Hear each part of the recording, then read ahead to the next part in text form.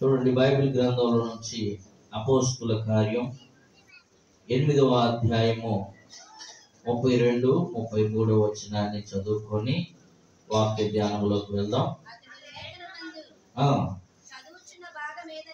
చదువుచున్న భాగమేదనగా ఆయన గొర్రె వలె వదకు తేబడిను. గొర్రె పిల్ల ఎలాగూ మౌనముగా ఉండునో అలాగే ఆయన నోరు తెరవకుండెను. ఆయన దీనత్వమును బట్టి ఆయనకు న్యాయ విమర్శ దొరకకపోయెను. ఆయన సంతానమును ఎవరు వివరింతురు. చాలు. చదువుబడిన లేఖన వాక్యాన్ని మనము ధ్యానం చేయబోతున్నాం. ప్రభువైన యేసుక్రీస్తు వారు ఆయన నరావతారిగా ఈ భూమి మీదకి వచ్చి మరి ఆయన ఏ విధంగా తగ్గించుకున్నాడో దైవజనుడైనటువంటి ఫిలిప్పు నపుంసకునితో చెప్తున్న ఒక చక్కని మాట ఇక్కడ మనం జ్ఞాపకం చేసుకుంటూ ఉన్నాం. ఆయన యెషయా గ్రంథంలో ఆయన గురించి రాయబడిన ప్రవచన వాక్యాన్ని ఇక్కడ రాయబడింది, వారు చదువుతున్నారు. ఇది యేసు ప్రభు వారికి సాదృశ్యంగా రాయబడిన ప్రవచన వాక్యం. ఆయన గొర్రె వలె వదకు తేబడిను, బొచ్చు కత్తిరించు వాడి ఎదుట గొర్రె పిల్ల ఎలాగూ మౌనంగా ఉండునో అలాగే ఆయన నోరు తెరవకుండెను. ఆయన దీనత్వమును బట్టి ఆయనకు న్యాయ విమర్శ దొరకకపోయాను. మనం గడిచిన నెలలో కూడా ప్రభు బలను గురించిన కొంత సమాచారం దైవ వర్తమానంగా మనం వింటూ ఉన్నాం. మరి యేసు ప్రభు వారు చెప్తున్న మాట, ప్రభు బలను గురించిన ఒక చక్కని సందేశంలో, జీవాహారము నేనే, పరలోకం నుంచి మీకు అనుగ్రహించబడిన ఆహారం అది అని ఆయన చెప్పాడు. ఈరోజు కూడా ప్రభు బలలోనికి మనం పాల్పొంపులు పొందబోతున్న మనము మరి ఈ యొక్క విలువను మనం తెలుసుకోవాలి. ప్రభు బల యొక్క ప్రాముఖ్యత, ప్రభు బలలో ఉన్న శ్రేష్టమైన విలువలు మనము తెలుసుకోవాలి. యేసు ప్రభు వారు ఏ రీతిగా ఆయన తగ్గించుకున్నాడంటే, మరి చూడండి, ఒక దీనుడిగా తగ్గించుకున్నట్లుగా ఇక్కడ లేఖనాల్లో చూస్తున్నాం. ఆయన దీనత్వమును బట్టి ఆయనకు న్యాయ విమర్శ దొరకకపోయాను. దీనత్వం, ఎంత తగ్గింపు జీవితము దేవుడు కలిగి ఉన్నాడు. ఒక గొర్రె పిల్ల వలె, వదకు తేబడిన గొర్రె వలె ఆయన తగ్గించుకున్నాడు. చూడండి, అసలు మనకి మామూలుగా అయితే నేటి సమాజంలో మనం ఎవరితో, పిల్లలతో కూడా మాట్లాడలేం. ఎందుకంటే పిల్లలు కూడా జ్ఞానం కలిగి ప్రవర్తిస్తూ ఉన్నారు. ఒక్కొక్కరు కదిలించామంటే నా స్టేటస్ ఏంటో తెలుసా మీకు అంటారు. నేను ఎవరో తెలుసా మీకు, అసలుకి నేను ఏ ఉద్యోగం చేస్తానో తెలుసా, నా ఆస్తి ఎంత ఉందో తెలుసా, నా స్టేటస్ ఏంటో మీకు తెలిసి మాట్లాడండి అని ఇలాంటి మాటలు సమాజంలో మనం నేటి తరంలో వింటూ ఉంటాం. కొంచెం దేవుడు ఆశీర్వదించినప్పుడు వారి స్థాయి కొంచెం అంటే ఎక్కువగా కనపరుచుకుంటూ ఉంటారు. కానీ యేసు ప్రభు వారు ఆయన స్థాయిని గురించి మనం ఈరోజు ధ్యానం చేయబోతున్నాం. ఏ స్థాయిలో నుంచి ఏ స్థాయి వరకు ఆయన తగ్గించుకున్నాడు. నిజంగా మనము కూడా అలాగ తగ్గించుకోగలిగితే నిశ్చయముగా మనం ఆశీర్వదించబడబోతున్నాం. Praise the lord. మనము ఆ స్థాయిని మనం గుర్తించాలి. ఏంటంటే, మనం మందిరానికి వచ్చినప్పుడు, మందిరంలో ఆరాధించినప్పుడు మన స్థాయిని మనం మర్చిపోవాలి. ఒకవేళ మనం కొంతమంది మంచి ఉద్యోగస్తులు ఉండొచ్చు, మంచిగా వ్యాపారం చేసుకునే వారు ఉండొచ్చు, గొప్ప ధనవంతులు ఉండొచ్చు, పేదవారు ఉండొచ్చు, అన్ని రకాల వారు మందిరంలో ఉంటారు. ఏది ఏమైనా సరే మందిరానికి వచ్చినప్పుడు మనము అందరం కూడా ఒకే దేవుని యొక్క సన్నిధికి మనం వచ్చాం, దేవుని ఆరాధించే వారంగా ఉన్నాం. కాబట్టి మనం అందరం కూడా మన స్థాయిని విడిచిపెట్టి, మన స్థాయిలో నుంచి మనం తగ్గించుకొని దేవుని సన్నిధిలో మోకరించినప్పుడు వాక్యం సెలవిస్తూ ఉంది కదా, తన్ను తాను తగ్గించుకున్నవాడు హెచ్చించబడతాడు. ఎవరైతే మనల్ని మనం తగ్గించుకుంటామో, నువ్వు బయట మంచి వ్యాపారం చేయొచ్చు, మంచి ఉద్యోగంలో ఉండొచ్చు, బాగా నెలకి 1,00,000 రూపాయలు సంపాదించవచ్చు, నువ్వు ఏ స్థాయిలో ఉన్నా దేవుని మందిరంలో దేవుని సన్నిధికి వచ్చేసరికి మనం తగ్గించుకోవాలి, రిక్తునిగా మార్చబడాలి. మనం ఎప్పుడైతే రిక్తునిగా మార్చబడతామో అప్పుడు దేవుని యొక్క దీవెన అనేది మనం చూడబోతున్నాం. యేసు ప్రభు వారు కూడా సర్వోన్నతుడైనటువంటి దైవ కుమారుడు. ఆ సర్వోన్నతుడైన దైవ కుమారుడు ఈ భూమి మీదకి మానవ రూపిగా ఆయన ఇంచుమించుగా 2025 సంవత్సరం క్రితం ఈ భూమి మీదకి ఆయన మానవ రూపిగా వచ్చి ఆయన ఎప్పుడు కూడా తను తాను గనపరుచుకున్నట్లుగా కానీ నేను ఫలానా అని చెప్పినట్లుగా కానీ ఎక్కడ మనకు కనిపించదు. కానీ ఆయన తను తాను తగ్గించుకున్నట్లుగానే కనిపిస్తుంది ఎక్కువ శాతం.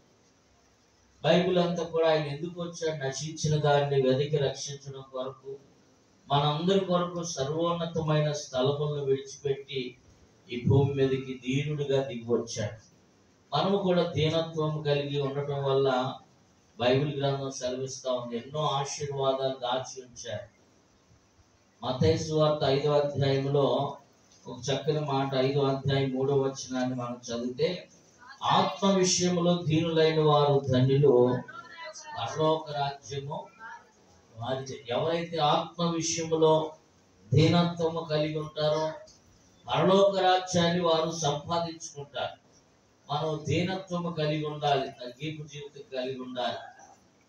మనము మన స్థాయిని విడిచిపెట్టి, దేవాది దేవుడే ఆయన స్థాయిని విడిచిపెట్టి వచ్చాడు.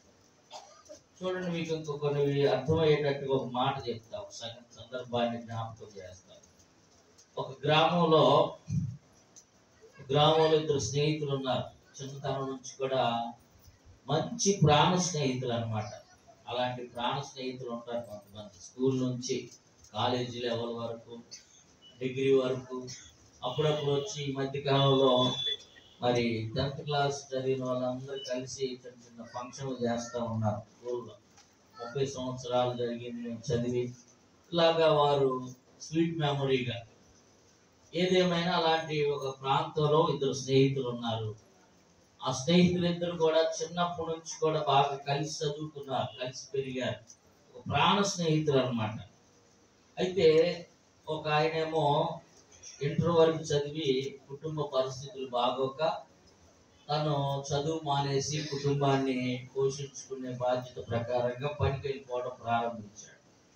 మరొక వ్యక్తి, ఆ ఇద్దరిలో మరొక వ్యక్తి ఏం చేశాడంటే బాగా చదువుకున్నాడు, ఉన్నతమైన విద్య చదువుకొని ఆయన ఒక కలెక్టర్ వరకు హోదా తెచ్చుకున్నాడు అన్నమాట.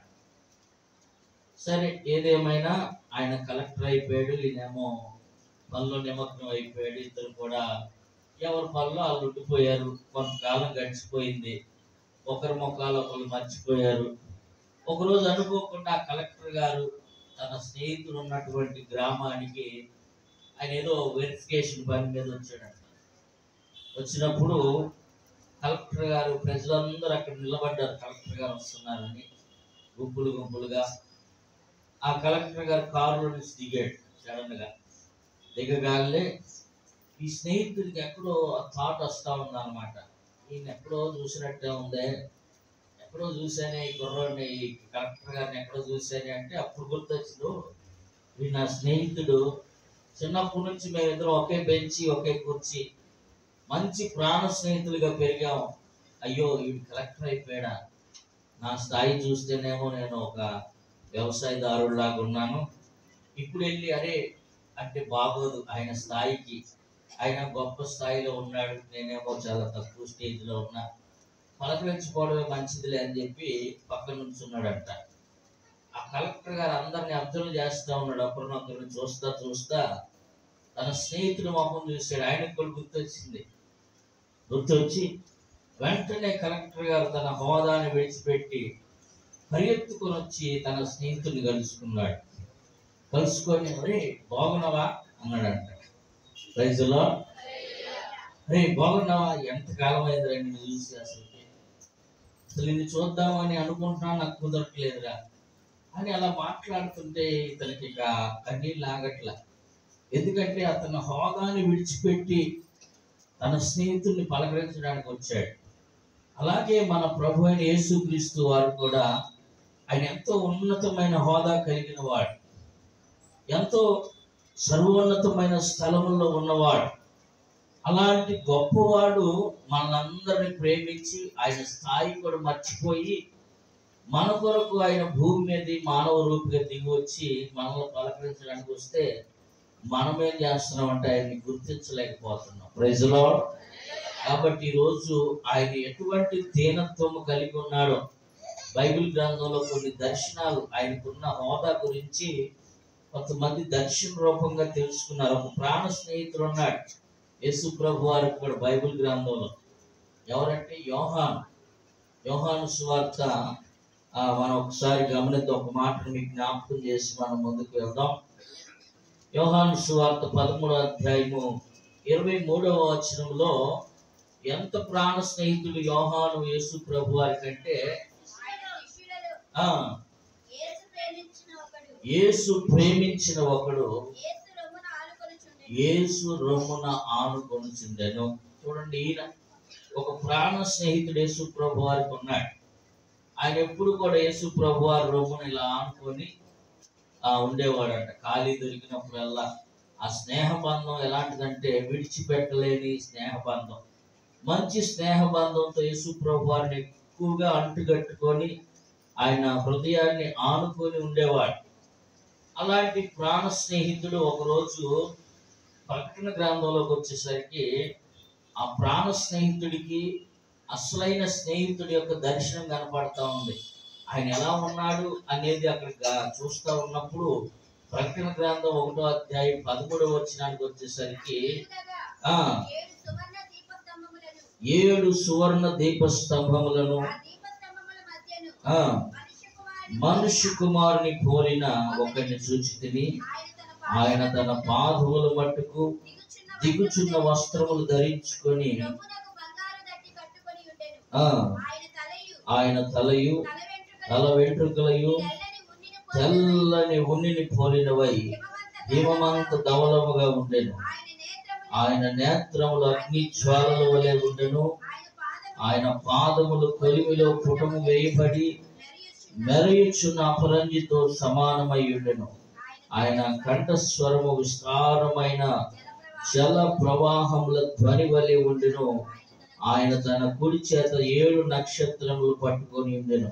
ఆయన నోటి నుండి 2 అంచులు గల వాడి అయిన ఖడ్గము ఒకటి బయలువెళ్ళుచుండెను. ఆయన ముఖము మహా తేజస్సుతో ప్రకాశించుచున్న సూర్యుని వలె ఉండెను. నేను ఆయన్ని చూడగానే చచ్చిన వాని వలె ఆయన పాదములు ఎద్ద పడితిని. ఆయన తన కుడి చేతి నా మీద ఉంచి నాతో ఇట్లెన్ను, భయపడకుము, నేను మొదటి వాడను కడపటి వాడను జీవించువాడను. మృతుడనైతిని గాని ఇదిగో యుగ యుగములు సజీవుడనై ఉన్నాను. మరియు మరణము యొక్క పాతాళము యొక్క తాళపు చెవులు నా స్వాధీనంలో ఉన్నవి. కాగా నీవు చూచిన వాటిని ఉన్న వాటిని వీటి వెంట కలుగుబో వాటిని అనగా నా కుడి చేతిలో నీవు చూచిన 7 నక్షత్రముల గురించి మర్మమును ఆ 7 సువర్ణ దీపస్తంభముల సంగతియు వ్రాయము. ఒక స్నేహితుడితో ఆయన భూమి మీదకి వచ్చినప్పుడు ఆయనకున్న స్నేహ బంధం చాలా విలువైంది. వారిద్దరు మంచి స్నేహితులుగా, లేకపోతే ఒక మంచి ఆధ్యాత్మికమైన చింతనతో వారు ఉన్నారు. కానీ ఒకేసారి యోహాను పద్మాసు దీవుల్లో ఉన్నప్పుడు ఆయన కలిగిన దర్శనములో మరలా యేసు ప్రభు వారి యొక్క దర్శనాన్ని చూస్తున్నప్పుడు ఆ దర్శనంలో చూసిన యేసు ప్రభు వారేమో ఒక ఉన్నతమైన మహిమ కలిగి ఉన్నాడు. మరి ఆయన సజీవుడిగా ఉన్నప్పుడు, మానవ రూపిగా ఉన్నప్పుడు చూసినప్పుడేమో ఒక మనిషి కుమారుడిగా దీనత్వము కలిగి తను తాను తగ్గించుకొని ఉండటం చూసినప్పుడు చాలా ఆశ్చర్యం కలిగిందంట. ఈయన చచ్చిన వాని వల్లే పడిపోయాడు. ఇది నిజమేనా? నేను యేసు ప్రభు వారితో తిరిగినోడు నేనే కదా, ఆయనతో హృదయానుసారునిగా ఉన్నప్పుడు చూశాను కదా, ఆయన హత్తుకున్నాను కదా, ఆయనకి ఎంత విలువ ఉందా? ఆయన దగ్గర 7 దీప స్తంభాలు ఆయన చుట్టూ ఉన్నాయా? ఓ, ఆయన మహామహిమ తేజస్సు కలిగిన వాడిగా ఉన్నాడు. ఆయన పాదముల వరకు వస్త్రాలు, ఆయన వస్త్రపు చెంగు ఉంచబడింది. ఆయన తల వెంట్రుకలు ఉన్నిని పోలినట్టుగా తెల్లగా మెరిసిపోతా ఉన్నాయి. ఆయన నోట్లో నుంచి రెండంచులు కలిగిన వాడి అయిన ఖడ్గం ఒకటి వస్తా ఉంది. ఆయన కళ్ళు మెరుస్తా ఉన్నాయి. ఆయన మాటలు, ఆయన పరిస్థితి చూసినప్పుడు, ఆయన ముఖము చూసినప్పుడు అంట అది చాలా ప్రకాశమానంగా వెలిగిపోతుంది గొప్ప తేజస్సుతో. ఆ తేజస్సు చూసినప్పుడు యోహాను చచ్చిన వాని వల్లే, నా వల్ల కాదయ్యా నేను చూడలేను అని పడిపోతే, ఆయన మాట్లాడుతున్న మాట, నువ్వు భయపడొద్దయ్యా, నేనే మొదటి వాడును కడపటి వాడును, మృతుడినైతిని గాని మరలా నేను సజీవునిగా లెగిసా. Praise the Lord. ఈ సంగతులన్నీ నువ్వు రాయి. నువ్వు చూసినప్పుడు, ఒకప్పుడు నేను దీనుడిగా వచ్చా, వదకు తేబడిన గొర్రె పిల్ల వలె ఇగో ఈ భూమి మీదకి వచ్చా. అయితే నా స్థాయి అది కాదు, నా స్థాయి ఇది. 4వ అధ్యాయంలో కూడా మనం చూస్తే యేసు ప్రభు వారు ఆయన సింహాసనం మీద కూర్చొని ఉండటం చూడండి. ప్రకటన గ్రంథం 4వ అధ్యాయంలో మరొక సందర్భాన్ని కూడా మీకు జ్ఞాపకం చేస్తాం. మొదటి నుంచి మనం చదవచ్చు. నేను చూడగా అదిగో పరలోకమందు ఒక తలుపు తెరవబడి ఉండెను. మరియు నేను మొదట వినిన స్వరము దూరధ్వని వలె నాతో మాట్లాడగా వింటిని. ఆ మాట్లాడువాడు, ఇక్కడికి ఎక్కిరమ్ము, ఇక మీదట జరగవలసిన వాటిని నీకు కనపరిచిదని. వెంటనే నేను ఆత్మ పరవశుడనైతే, అదిగో పరలోకమందు ఒక సింహాసనము వేయబడి ఉండెను. సింహాసనమునందు ఒకడు ఆసీనుడై ఉండెను. ఆసీనుడైన వాడు దృష్టికి సూర్యకాంత పద్మరాగములను పోలినవాడు, మరకతము వలె ప్రకాశించి ఇంద్రధనస్సు సింహాసనములను ఆవరించి ఉండెను. సింహాసనము చుట్టూ 24 సింహాసనములుండెను. ఆ సింహాసనములందు 24 పెద్దలు తెల్లని వస్త్రములు ధరించుకొని తమ తలల మీద సువర్ణ కిరీటములు పెట్టుకున్న వారై కూర్చొని ఉన్నారంట. Praise the Lord. చూడండి, అంత మహిమ కలిగిన దేవుడు. ఆయనకు ఒక సింహాసనం ఉంది. ఆ సింహాసనం మీద ఆయన మహా తేజస్సు మహిమ కలిగిన వాడిగా ఆ సింహాసనం మీద కూర్చొని ఉన్నాడు. ఆ సింహాసనం మీద కూర్చొని ఉండటం కాదు కానీ, ఆ సింహాసనానికి ఎదురుగా 24 సింహాసనాలు వేయబడి అంట. ఆ 24 సింహాసనాల మీద కూడా 24 పెద్దలు కూర్చొని ఉన్నారు. ఆ 24 పెద్దలు ఎలా ఉన్నారంటే, తెల్లని వస్త్రాలు, దగదగా మెరుస్తున్నటువంటి తెల్లని వస్త్రాలు ధరించుకొని ఆ 24 పెద్దలు కూడా కూర్చొని ఉన్నారు. చూడండి, మరి యేసు ప్రభు వారు ఎంత స్థాయిని విడిచిపెట్టి ఏ రీతిగా ఆయన ఈ భూమి మీదకి వచ్చాడో మనకి ఇప్పుడు అర్థమవుతుంది. మనం అర్థం చేసుకోవాలి. ఇంకా చాలా మంది గుర్తెరగని వారు ఉన్నారు. ప్రభు మనందరి కొరకు కలువరి శిలువలో ఆయన ఒక వధకు తేబడిన గొర్రె పిల్ల వలె, బొచ్చు కత్తిరించు వాడి దగ్గర ఎంత మౌనంగా ఉంటుందో గొర్రె పిల్ల, ఆ రీతిగానే ఆయన మౌనంగా ఉండి దీనత్వాన్ని ఆయన మనకు నేర్పించి వెళ్ళాడు. కాబట్టి దీనత్వము మనం కూడా నేర్చుకుందుము గాక. దేవుని మందిరంలో మనం ఆశీర్వదించబడాలి అంటే ఈ యొక్క 3వ నెలలోకి మనం వచ్చేసాం. 3 అంటే తండ్రి, కుమార, పరిశుద్ధాత్మ. మరి దేవుడు ఈ 3వ నెలలో మనం ఆశీర్వదించబడాలంటే ఈ మొదటి పునరుద్ధానమందు మనం నేర్చుకోవాల్సిన ఒక చిన్న సందేశం ఏంటంటే, దీనత్వాన్ని మనం కలిగి ఉండాలి. దీనులుగా మనం తగ్గించుకుంటే, ఎంత తగ్గించుకుంటే అంత హెచ్చించబడతాం. ఎలాగంటే ఒక పసిపిల్లవాని వల్లే, ఒక చిన్న బిడ్డవాని వల్లే మనం తగ్గించుకోవాలి. అది తగ్గించుకోవడం వల్ల కలిగే ఆశీర్వాదాలు ఒక 7 విషయాలు త్వరగా మీకు చెప్పి మనం ముందుకు వెళ్దాం. చూడండి, యోబు గ్రంథం 5వ అధ్యాయము 11వ వచనాన్ని చదువుదాం.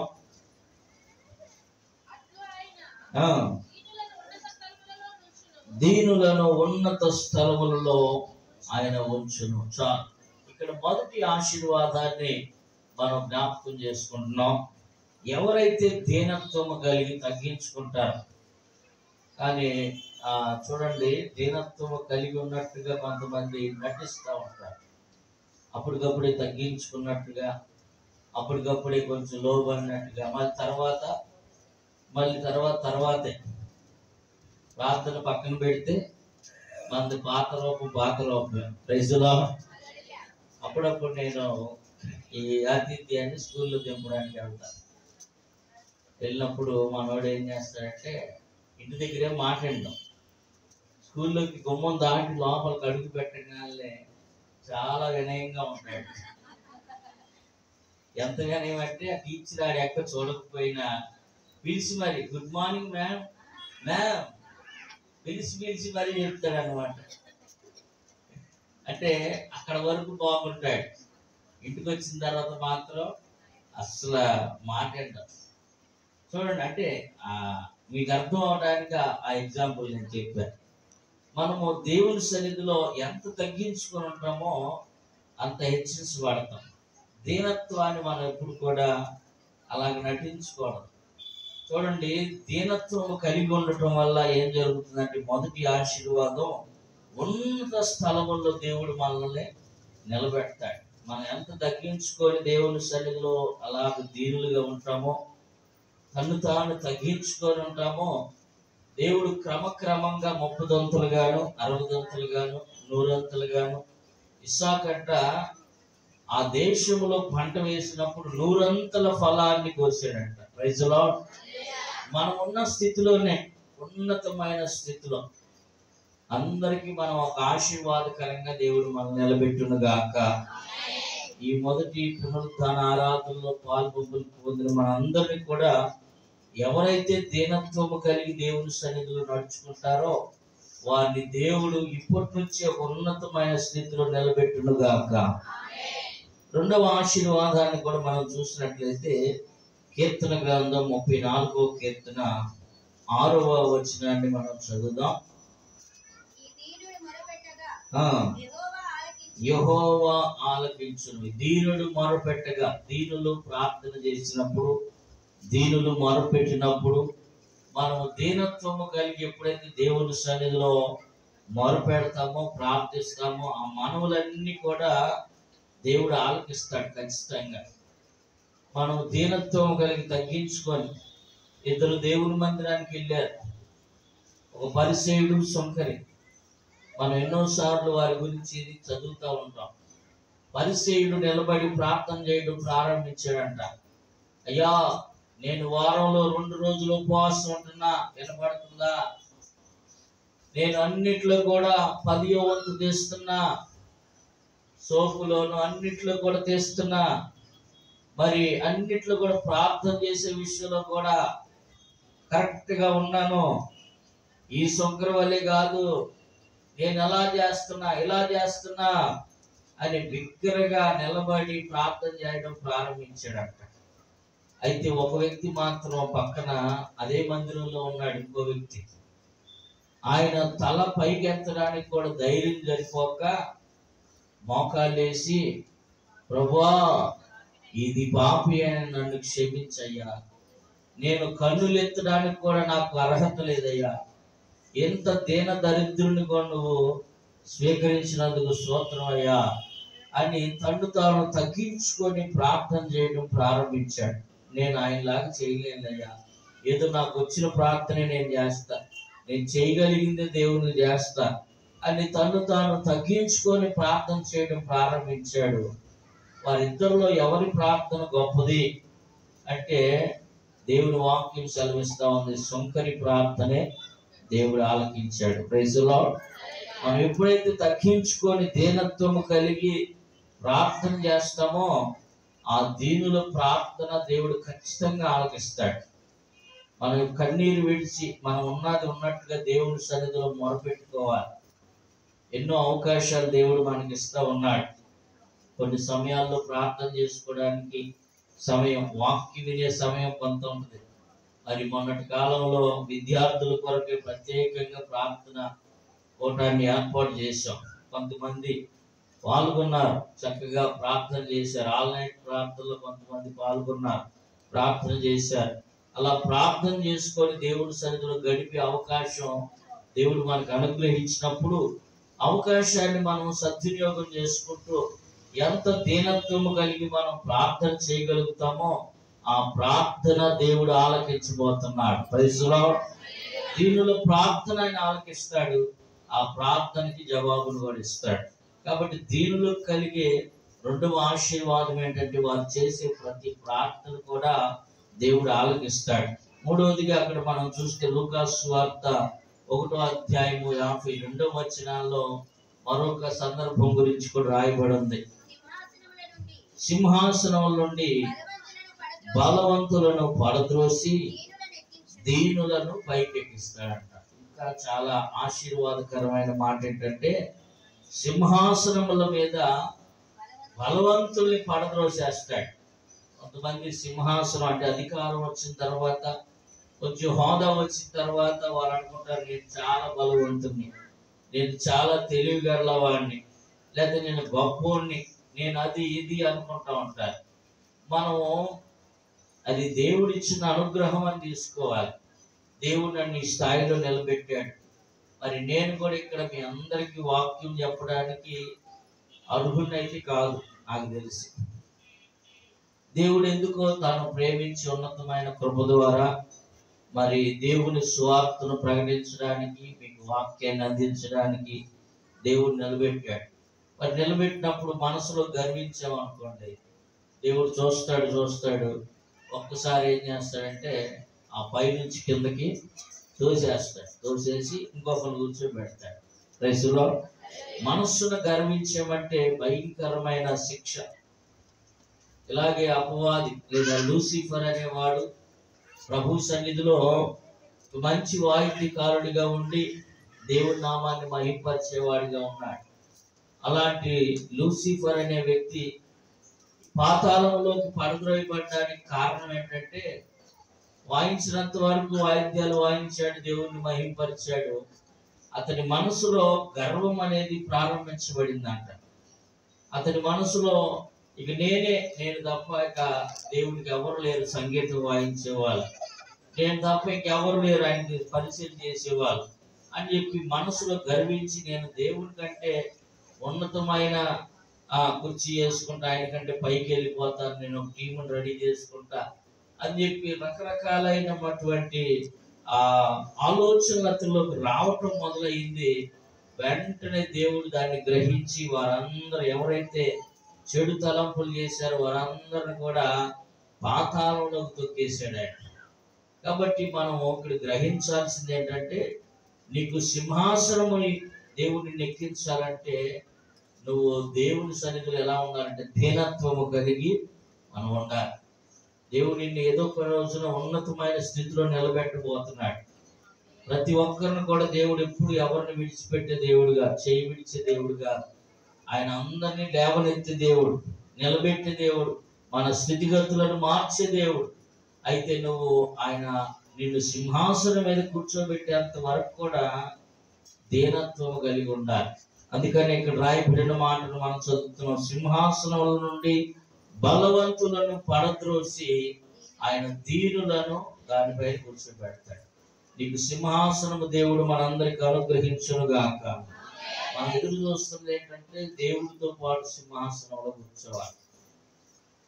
ఏసన్న గారు, నేను మొన్న ఆయన సాక్ష్యాన్ని వింటా ఉన్నా యూట్యూబ్లో. ఆయన ఎవరో ఇంటర్వ్యూ చేస్తూ ఉంటే ఆయన చెప్తున్న ఒక మాట, ఆయన పరలోకంకి వెళ్ళిన తర్వాత ఏం కోరుకుంటున్నారండి మీరు అని అడిగితే ఆయన చెప్తున్నాడు, నేను యేసు ప్రభు వారితో సింహాసనం వేసి కూర్చోబెడితే నేను కూర్చోను అంటున్నాడు. ప్రైస్లో కూర్చోను అంటే ఆయన ఇంటర్వ్యూ చేసి ఆయన అడుగుతున్నాడు, ఎందుకు కూర్చోనండి అంటే, నేను కూర్చోనయ్యా, యేసు ప్రభు వారితో కూడా చెప్తా మాట, అయ్యా నేను ఇక్కడ కూర్చోనయ్యా.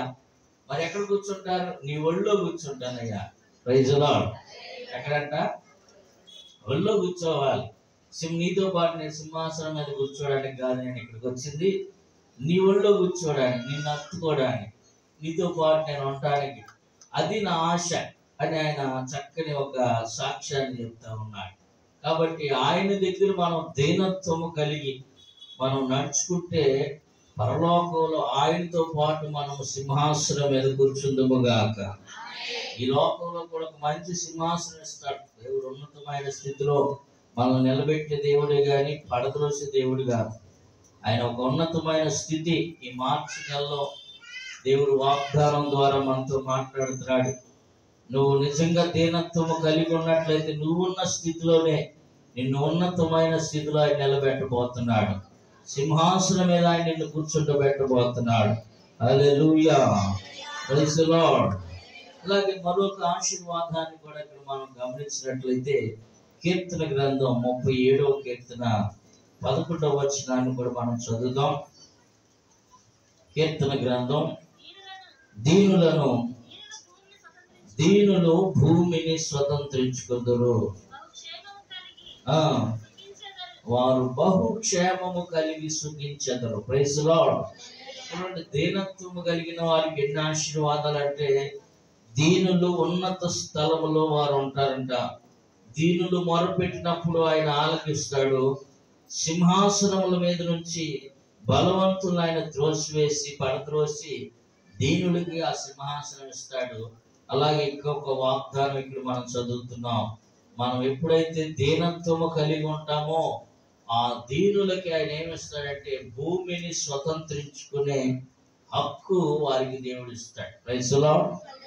ఎవరైతే దీనులుగా తగ్గించుకొని ఉంటారో, దీనులుగా మనల్ని మనం తగ్గించుకొని దేవుడి సన్నిధిలో ఆయన హృదయానుసారులుగా మనం ఉంటామో వారు భూమిని స్వతంత్రించుకుంటారు. ఈ భూమిని స్వతంత్రించుకునే హక్కుదారులుగా మనం మార్చబడుతుము గాక. ఆయన్ని స్వతంత్రించుకోవాలంటే మనం దీనత్వం కలిగి ఉండాలి. మనం కలిగిన దాన్ని బట్టి మనం ఎప్పుడు కూడా అతిశయించే వారంగా ఉండకూడదు. అలాగే చూడండి, బైబిల్ గ్రంథంలో మరొక వాక్యాన్ని కూడా మీకు జ్ఞాపకం చేస్తారు. కీర్తన గ్రంథం 149వ కీర్తన 4వ వచనాన్ని కూడా మనం చదువుదాం.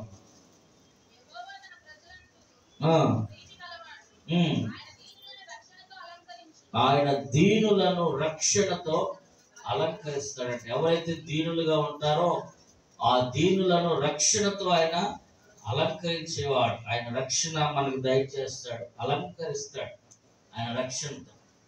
మరి చూడండి, బైబిల్ గ్రంథంలో ఒక ఆయన గురించి యేసు ప్రభు వారు చెప్తా ఉన్న సాక్ష్యం ఏంటంటే, ఇదిగో జక్క ఇంటికి రక్షణ వచ్చి ఉన్నది. ఎందుకు? ఆయన చేసిన క్రియలను బట్టి, ఆయనకున్న మనస్తత్వాన్ని బట్టి. ఎప్పుడైతే యేసు ప్రభు వారు ఆ ఇంటికి వచ్చాడో వెంటనే ఆయన చేసిన పని ఏంటంటే తన పాపాలన్నీ ఒప్పుకుంటున్నాడు, ఒకటి తర్వాత ఒకటి. తర్వాత అతడు చేసి అన్యాయంగా సంపాదించిన సొమ్ములు ఇచ్చేస్తానంటున్నాడు, పేదలకు ఇచ్చేస్తానంటున్నాడు, పంచి పెడతానంటున్నాడు. ఇలాగ దేవుని సన్నిధిలో ఒప్పుకోవడం ద్వారా యేసు ప్రభు వారు చెప్పిన మాట, ఇతడు కూడా అబ్రహాము కుమారుడయ్యా, ఇతనింటికి కూడా రక్షణ వచ్చింది. ఆయన రక్షణతో మనల్ని అలంకరించే దేవుడు. మనం ఎప్పుడైతే దీనత్వము కలిగి మనల్ని మనం తగ్గించుకుంటామో, ఈ దీనత్వం మనం ఎక్కడి నుంచి నేర్చుకున్నాం? మన తండ్రి అయిన దేవుడి దగ్గర నుంచే. ఆయన దైవ కుమారుడు ఉన్నతమైన సింహాసనాన్ని విడిచిపెట్టి ఆ 24 పెద్దలు కలిగిన ఒక మహామహిమ కలిగిన ఆ పరలోకపు పట్టణాన్ని విడిచిపెట్టి మానవులైన మనందరి కొరకు ఆయన ఎలా వచ్చాడంటే వదకు తేబడిన గొర్రె పిల్లవలే ఆయన ఈ భూమి మీదకి వచ్చి ఆయన వధించబడ్డాడు. అంతగా తగ్గించుకున్నాడు. మనం ఏమాత్రం వారో మనము కూడా ఎప్పుడైతే తగ్గించుకుని ఉంటామో దేవుని సన్నిధిలో, దేవునిలో ఆయన్ని బట్టి మనం తగ్గించుకుంటామో ఈ యొక్క వాగ్దానాలు, ఈ యొక్క ప్రామిస్లన్నీ కూడా దేవుడు మనకు అనుగ్రహించును గాక. ఇంకొక మాటను మనం జ్ఞాపకం చేసుకొని మనం ముందుకు వెళ్దాం, సమయం అయిపోతుంది. 1 పేతురు రాసిన పత్రిక 5వ అధ్యాయము 5వ వచనంలో కూడా ఇంకొక మాటను చదువుకుందాం. 1 పేతురు రాసిన పత్రిక 5వ అధ్యాయం. చిన్నలారా, మీరు పెద్దలకు లోబడి ఉండుడి. మీరందరూ ఎదుటి వాని ఎడల దీన మనసును వస్త్రము ధరించుకొని మిమ్మల్ని అలంకరించుకోనంటే దేవుడు అహంకారులను ఎదిరించి దీనులకు కృప అనుగ్రహించును. Praise the Lord. ఇప్పుడు మనం ఆఖరిగా మనం గమనించినట్లయితే దీన మనస్సు అనే వస్త్రమును ధరించుకొని మనల్ని అలంకరించుకోవాలంట. దీన మనస్సు మరి పేరు పెట్టుకోవడం కాదు, మన పేరుకు తగ్గట్టుగానే మనం దీనత్వంతో చక్కగా దీనులుగా మనం తగ్గించుకోవాలి. అన్ని విషయాల్లో ఎంత తగ్గించుకొని ఉంటాం, మనం పనిచేస్తున్న అధికారుల దగ్గర తగ్గించుకోవాలి, మన కుటుంబంలో పెద్దల దగ్గర తగ్గించుకోవాలి, మనం దేవుని సన్నిధిలో తగ్గించుకోవాలి. ఇలాగ మనం ఎప్పుడైతే మనం ఒక చిన్న పిల్లవాని వలె మనం తగ్గింపు జీవితం కలిగి ఉంటామో మనము దేవుని సన్నిధిలో హెచ్చరించబడతాం. Praise the lord. అందుకనే ఇక్కడ అంటున్న మాట, చిన్నలారా మీ పెద్దలకు లోబడి ఉండండి, మీరందరూ ఎదుటి వాని యెడల దీన మనసు అనే వస్త్రాన్ని ధరించుకోవాలి. మన ఆఫీసుల దగ్గర మనం ఎంత దీనంగా ఉంటే వారి దృష్టిలో అలాగ మనం పడతాం. ప్రమోషన్ వచ్చినప్పుడు అప్పుడు అలానా వ్యక్తి చాలా దీనత్వం కలిగిన వాడు, మంచివాడు, కాబట్టి ఇస్తే ఈ ప్రమోషన్ ఎలాగే ఇవ్వాలి అనే మనసు వారికి పుట్టాలి. అందుకని మనం ఉన్నంతలో వాక్యం కూడా బోధిస్తూ ఉంది, దీన మనసు కలిగి ఎప్పుడైతే దేవుని సన్నిధిలో ఉంటామో, పెద్దల దగ్గర నడుచుకుంటామో, దేవుడి దగ్గర నడుచుకుంటామో, దీన మనసు అనే వస్త్రాన్ని మనం ధరించుకుని ఉంటామో, నిశ్చయముగా మనం అంచెలంచెలుగా ప్రభు యొక్క సింహాసనంలో కూడా ఆయన మనకి ఇవ్వబోతున్నాడు. ఆయనతో పాటు యుగ యుగాలు మనము రాజ్య పరిపాలన చేయబోతున్నాము. ఆయన రాజ్యంలో మనం ఉండబోతున్నాం. ఆయన రాజ్యంలో మనకు ఒక మంచి స్థిరమైన నివాసాలు ఆయన ఏర్పాటు చేస్తూ ఉన్నాడు. కాబట్టి ఆయనే తన రాజ్యమును విడిచిపెట్టి, ఉన్నతమైన స్థితిని విడిచిపెట్టి ఆయన భూమి మీదకి మానవ రూపిగా వచ్చి వదకు తేబడిన గొర్రె పిల్ల వల్లే ఆయన తగ్గించుకున్నాడు. ఈరోజు మనము వాక్యాన్ని వింటున్న మనము ఆ రీతిగానే తగ్గించుకొని ఆయన శరీరంలోను ఆయన రక్తంలోను పాలి భాగస్తులుగా మనం అందరం మార్చబడుదుముగాక. అతి కృప ఆశీర్వాదాన్ని దేవుడు మనందరికి అనుగ్రహించి నిశ్చయముగా దీవించునుగాక. ఆమేన్. అందరూ లేచి నిలబడదాం. పాట పాడుచుండగా మనము కానుకలు సమర్పిద్దాం. అందరూ కూడా లేచి నిలబడి ప్రభు సన్నిధిలో 7 దీపస్తంభముల మధ్య సంచరించెడి నా